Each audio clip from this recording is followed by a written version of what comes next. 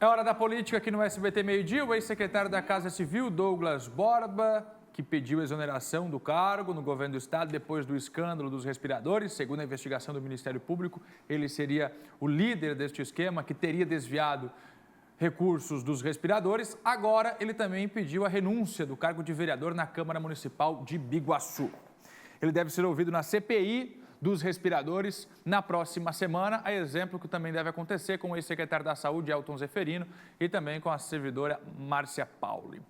Falando de CPI, a gente vai ouvir agora a opinião de Cláudio Prisco Paraíso, porque nesta terça-feira novas testemunhas foram ouvidas, mas pelo visto não acrescentaram. É isso, Cláudio Prisco? Os trabalhos estão sendo bem regidos na Assembleia Legislativa ou os deputados estão deixando a desejar no trabalho de investigação dos respiradores? Boa tarde. Muito boa tarde, Fernando. Boa tarde a todos. Está faltando um pouco de foco. Afinal, a CPI foi constituída para investigar exatamente o quê? Qual é o objeto dela? A compra, via contrato, com dispensa de licitação e sem garantias, de 200 respiradores, pelo valor superfaturado de 33 milhões. Esse é o tema. E é a isso que a CPI tem que se ater. E aí, a seleção dos depoentes, dos convidados a prestar esclarecimentos, não tem sido muito pertinente a seleção, porque acaba convidando pessoas para falarem sobre o hospital de campanha. E isso não está na pauta. E essa circunstância já começa a irritar integrantes da própria Comissão Parlamentar de Inquérito, como foi o caso dos MDBistas Valdir Cobalcini e Moacir Sopelsa, que ponderaram que aí, efetivamente, a coisa não vai caminhar bem. O objetivo, evidentemente, não é prolongar os trabalhos. Não, temos que agir com objetividade e levando quem efetivamente pode acrescentar. Muitos diretores, muitos servidores, empresários que não acrescentam absolutamente nada, fica uma conversa mole, depoimentos arrastados, quando, na verdade, as figuras centrais têm que estar lá. Por que ainda não levaram os ex-secretários Elton Zeferino, da Saúde, e Douglas Borba, da Casa Civil, e a própria ex-superintendente de Administração da Saúde, Márcia Pauli? Não seria feita uma acariação entre os três? Agora, pelo visto, os três prestam depoimento na próxima terça, já poderiam ter prestado, e se houver necessidade, haverá acariação. Não está mais assegurada a acariação. Por que ainda não levaram o controlador-geral do Estado e a secretária responsável pela integridade e governança? Dois instrumentos de primeiro escalão criados pelo atual governo justamente para ter um controle interno mais efetivo. Então, isso é fundamental, porque senão a CPI acaba caindo em descrédito. No Brasil já se fala que CPI normalmente termina em pizza.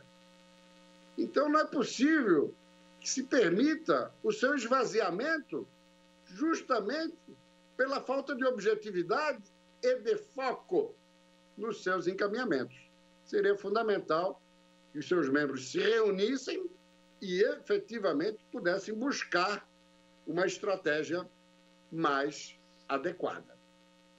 Além disso, meu caro Fernando, teria também para pegar uma carona num artigo muito bem escrito, muito oportuno, muito pertinente, subscrevo, do jornalista Alexandre Garcia. Hoje ele faz uma colocação muito interessante com relação ao Covid-19. Claro que preocupa. Nós temos várias metrópoles brasileiras que estão numa situação gravíssima. Rio de Janeiro, São Luís, Manaus e outras, que talvez haja até a necessidade de lockdown, ou seja, fechamento total, isolamento absoluto, em função da contaminação do coronavírus perfeito, isso é preciso ser feito, que se faça em preservação da saúde e da vida.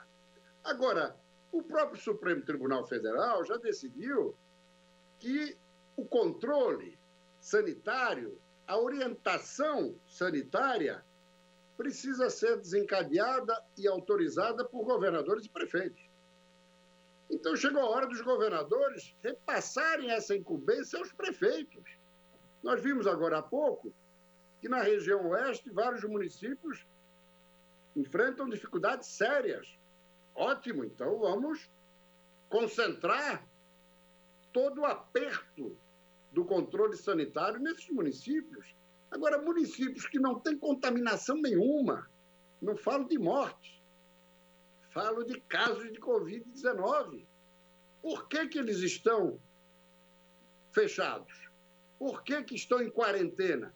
Por que as atividades não voltaram absolutamente à normalidade, com a economia girando?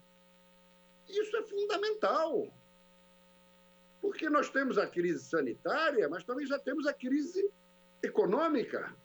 E, na sequência, nos rastros da econômica, a social, o desemprego, as pessoas sem condições de abastecer a sua própria geladeira, dar condições à sua família de uma alimentação mínima e básica.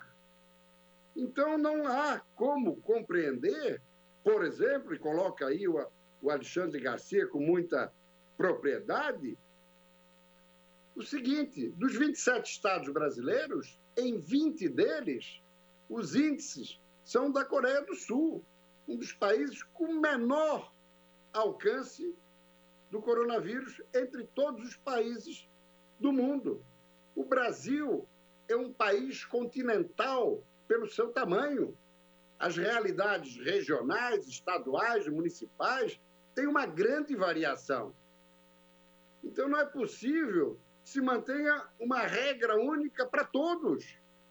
Se não, vejamos, na região sul, Rio Grande, Paraná e Santa Catarina, temos 30 milhões de habitantes. Para se ter uma ideia, temos pouco mais de 10 mortos para 1 milhão de pessoas. Ou seja, não justifica, então, o apertamento. Ao contrário, tem que ter o afrouxamento, a flexibilização.